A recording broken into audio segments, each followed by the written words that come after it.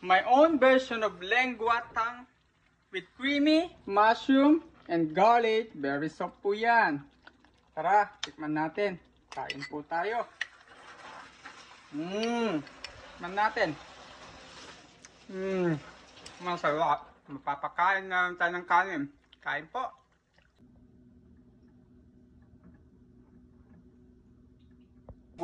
Tang. So, mga ingredients po, cheese, stocks po ng tang, mushroom, whipping cream, garlic, onion, mushroom, cream of mushroom. So, we're just gonna saute everything. This is fat from the tang. We're not gonna use any oil because we're just gonna use this one.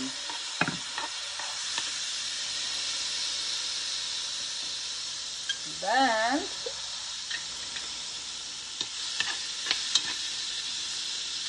we're gonna use this, it's already garlic. It's already done. That's two.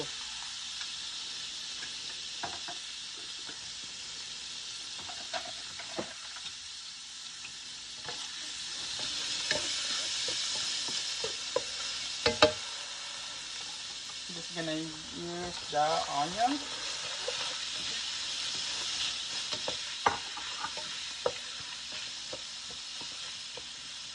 And then saute and then put the 5 to 10 minutes and then saute for 10 minutes.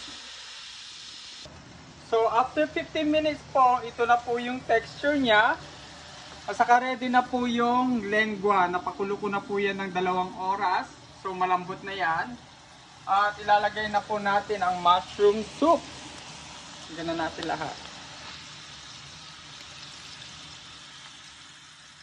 Ito naman yung beef stock.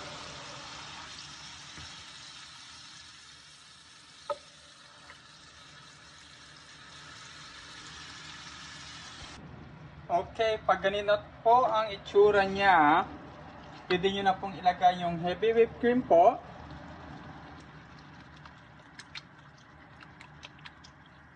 Yan. Napansin ko lang, hindi ko na siya nilagyan ng salt kasi po, medyo maalat na po yung whipping cream. Ito po yung paminta.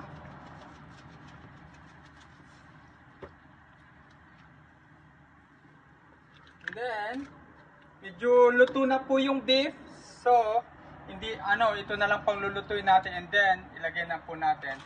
Nilagyan po natin ng cheese. Cheesy, creamy mushroom.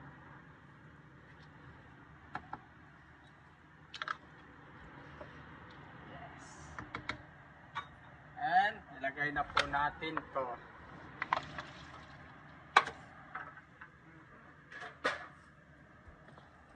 So, ito na po yung lengua.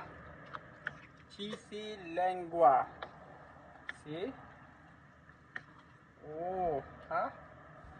So, after 5 minutes, 10 minutes po, pakuluin lang po natin. Luto na po. Tara, tikman at kainin.